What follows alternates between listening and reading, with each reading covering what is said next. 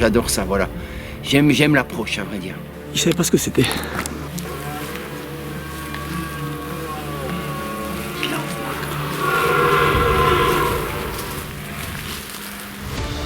Oui, c'est arrêté. T'as vu, elle est pas tranquille. Hein.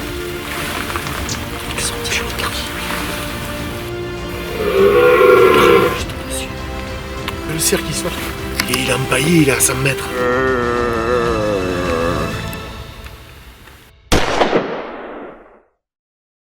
On est descendu à peu près 500 mètres pour venir trouver une petite combe avec des prairies en fond de vallée. Et il y a un animal qui brame en forêt en face de nous. Il envoie grave.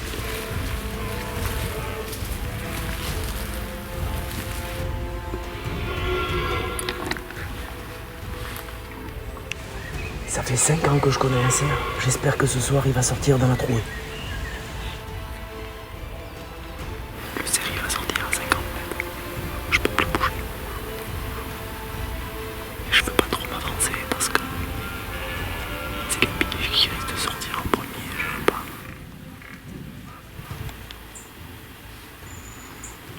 Deux biches juste là en face. C'est lui, Olivier. Il va sortir pile là où je...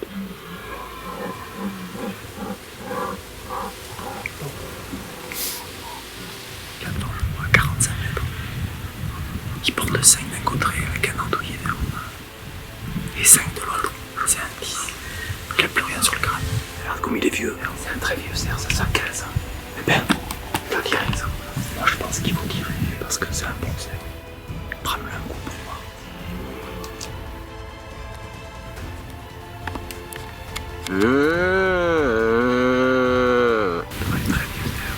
Ah, faut tirer ce cerf.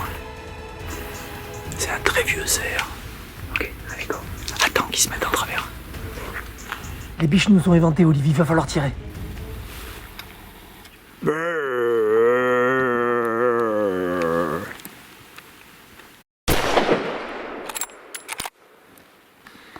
Il savait pas ce que c'était.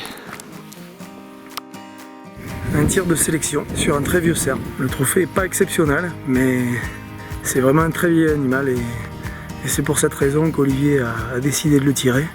Je t'ai tout de suite dit que c'était un très très vieux cerf. C'est un cerf qui n'a pas grand chose sur la tête, donc je t'ai dit au départ non, mais c'est vrai que tu as su me convaincre. Hein. Il faut aussi faire de la sélection et donc j'ai abondé dans ton sens et je crois que tu as bien fait de me dire qu'il fallait le prélever. Il faut prélever des petits, il faut prélever des âges moyens et puis il faut prélever des grands cerfs.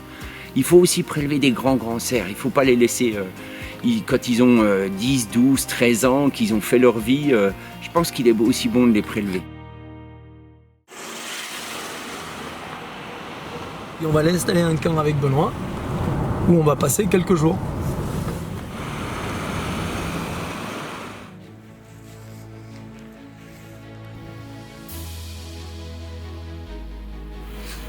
Tu vois là, s'il y a des cerfs, ils sont souvent là sur le coupe-feu là.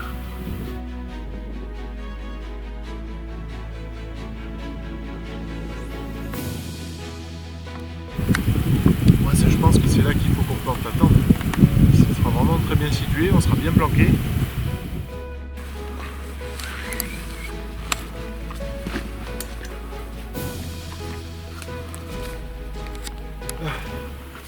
Écoute Anto, moi je pense que ici c'est parfait pour planter le bivouac. Là, il y a un replat, bon il faut qu'on nettoie quelques branches, qu'on coupe quelques trucs, qu'on enlève quelques bois morts, mais ici on est nickel.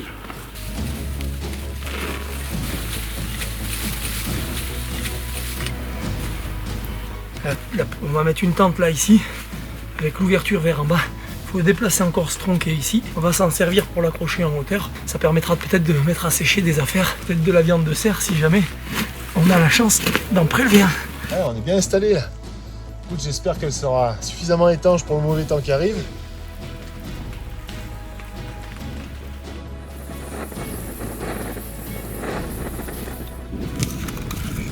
On va prendre le poste d'observation qui est juste là. Tiens, voilà ton sac, Benji.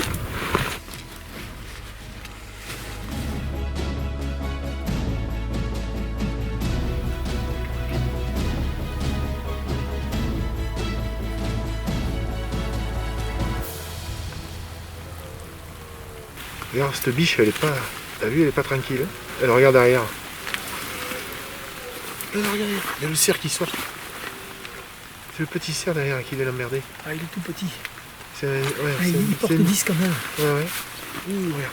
Je suis sûr que le gros mâle, il va sortir. Parce que ça, ce petit mâle qui gravite autour de ces biches, ça va l'énerver, il va sortir.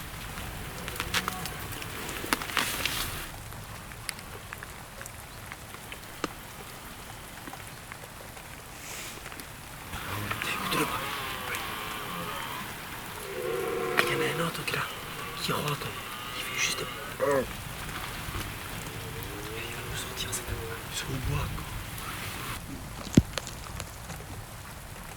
Tiens, dans le lion là-bas, il y a toutes les biches qui sont sorties. Ah oui. Il va finir par sortir, ça va l'agacer de voir les deux jeunes mâles qui courtisent. Ils sont déjà regardés.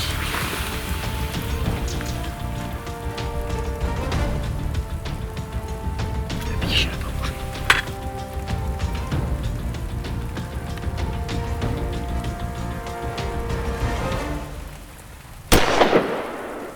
La balle est passée au-dessus. Et il est rentré, recharge. Tu l'es passé juste au-dessus. Comment t'étais? J'étais bien. Écoute, je suis calé sur mes genoux, je suis bien, ça bouge pas. Mais j'ai dû arracher la détente, je vois que ça. Il est empaillé, il est à 100 mètres. Je dois pas le manquer, ce cerf. C'est un éléphant dans un couloir. La balle, elle lui est passée à ça au-dessus à peine. Je vois l'image. Écoute, il est manqué. Oh. Ça, c'est ce qui s'appelle un manqué à 100 mètres. La balle est passée au-dessus. On remonte à la tente, Benoît. J'assiste à un concert de bras quasi non-stop autour de la cabane. J'ai des animaux partout. Les cerfs, ils ont pas arrêté de bramer toute la nuit. Benoît, il faut pas trop traîner là. Il me semble qu'en bas là, je les entends. Ah, ils sont juste là. Allez. Benoît. Ils sont pile en face dans la sapinière. Dans la grande plaine.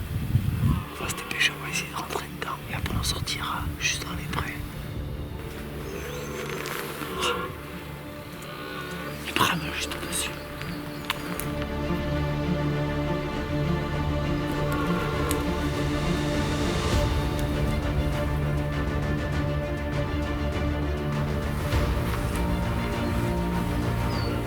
Je pense que si on sort sur la lisière, il doit être dans le pré en face.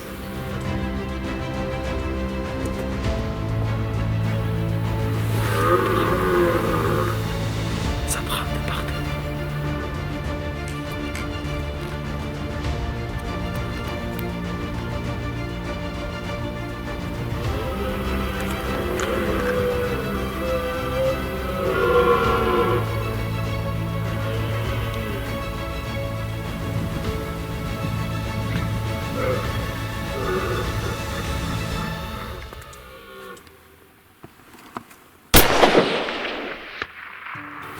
Il est contre 10. Comment dire? Pleine épaule.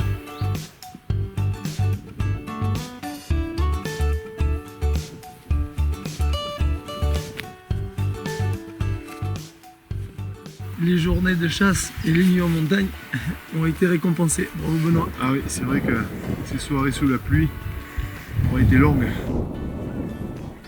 Bon, bah ça y est, le mauvais temps est arrivé. Là, le vent s'est levé. Bon, on rentre au camp Ben? Je sais pas si je vais réussir à me lever Ben. 2 cuisseaux, 2 épaules et filet mignon. Je risque pas de m'envoler, même avec un parapente là, tu t'inquiètes de rien. Je reste cloué au sol. C'est pas de refus que je pose le sac. Hein. Parce qu'on a fait une sacrée chasse et il a fallu ramener le cerf. Toi, t'as eu un sac aussi très chargé avec la viande. Et il est toujours pas terminé ce séjour, parce qu'on est encore là pour 2 jours. Et si jamais on a encore la chance de tomber sur un bon cerf, on essaiera de le prendre Ben. C'est clair. Allez, avec Benoît on a fait un super boulot tout à l'heure. Heureusement qu'ils sont costauds Jean-Pierre les sacs. Parce que je vais te dire, rentrer un cerf en entier là-dedans, c'était un challenge. D'un cuisseau. Une sacrée pièce de viande. Ouais. Elle va refroidir. Et au moins ça peut rester comme ça, sans problème.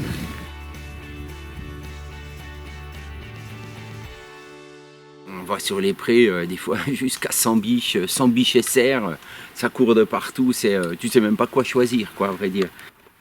Tous les animaux, ils sont à la limite du bois. Il va falloir prendre une décision, mais il va falloir qu'on traverse, Olivier. Ils vont tous remonter dans la forêt en face. Olivier, il n'y a plus de temps à perdre. On traverse la plaine tant qu'il fait nuit, on rentre dans le bois et on va essayer de le suivre à la voie. Il était à l'intérieur de la forêt, à 10 mètres, et il est resté 1 heure à bramer. Et c'est là qu'on a choisi de rentrer dans la forêt. Et on a bien fait. On a fait une superbe chasse plutôt que de l'attendre au pré. C'est ça, une vraie belle chasse, quoi. Olivier, avance encore un peu. Monte. C'est pour ça que venir là et puis rester sur les prés, bon bah ma foi, oui, tu peux prélever 1 ou 2 beaux cerfs, mais le plaisir, il est de courir après, de le chercher, et puis de le prélever avec une vraie belle chasse. Là-bas, il y a 3-4 biches. Sur la hauteur, il suffit qu'il y en ait une qui nous rate. Je vais mort à 2. Il faut se mettre à côté. J'adore ces chasses. Dès le départ, t'es attentif, c'est grisant, j'adore ça. J'aime aller sur la voie, j'aime choisir une voie, aller sur elle, identifier. Donc ça veut dire que tu dois faire attention au bruit, aux biches, à l'animal qui peut te regarder. Il y a des fois, t'as 5-6 biches, donc t'imagines, comme tu peux être repéré rapidement. J'adore ça, voilà. J'aime l'approche, à vrai dire.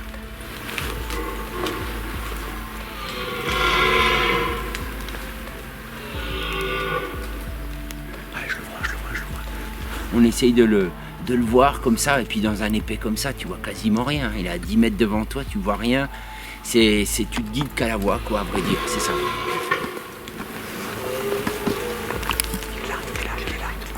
Il est là. Olivier, il est là, ce cerf. Il faut le contourner par la gauche, si on veut lui couper la route. Être pris en main par Anto, on se laisse faire, on se laisse aller, il est là, il voit tout, il observe tout, il anticipe tout, et c'est ça, parce que c'est un véritable apprentissage. Donne un coup de voix. On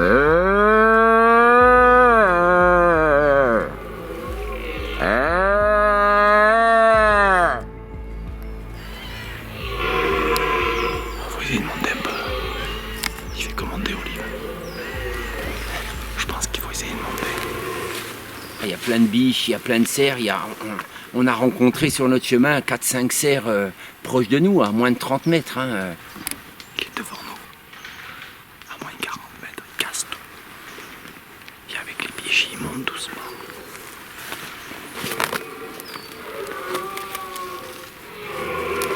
Je vais les observer depuis le mois de mai. Quand ils font leur bois, je sais où ils sont, je vais les observer. Et bien souvent, je décide du cerf que je vais prélever. C'est ça qui est aussi beau.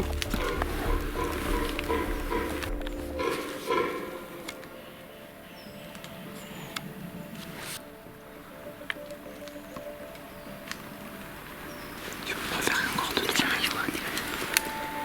Il est là, tu le vois.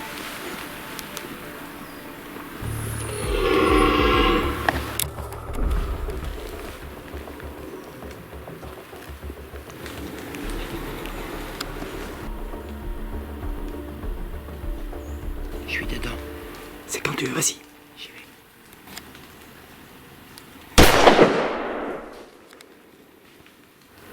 Il doit y être. Il a pris une balle. Oui, c'est arrêté. Il est monté là, il est monté. Je te l'avais dit que la forêt, c'est le plus bandant. T'as vu tous les chemins de traverse? Incroyable. On venait là. Fantastique. Sortir après 2 heures d'approche comme ça, à une quinzaine de mètres d'un cerf et pouvoir le prélever là comme on vient de le faire, c'était top. Olivier, bravo, félicitations. Merci. En plus, le cerf est incroyable. Allez, on va aller au résultat. Ce qui me tarde de le voir de près, cet animal.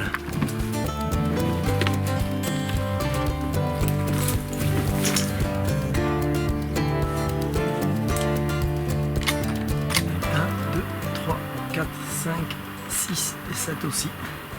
C'est un 14 régulier. avec 7 pointes de chaque côté. On a eu la chance de prélever un superbe cerf, Olivier. Chasseur qui regarde au-delà du trophée, qui regarde la viande et ce que je peux avoir en termes de viande, quoi. Voilà. Si tu arrives à le prélever un mois avant, tu as des viandes qui sont juste incroyables. C'est bluffant même. C'est bluffant. On ne connaît pas la viande de cerf à cette période-là.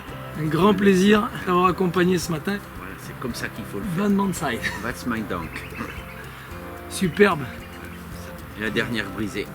La dernière brisée pour ce Merci mon gars. superbe animal. Ouais. Vis notre prochaine expédition, abonne-toi et active la cloche.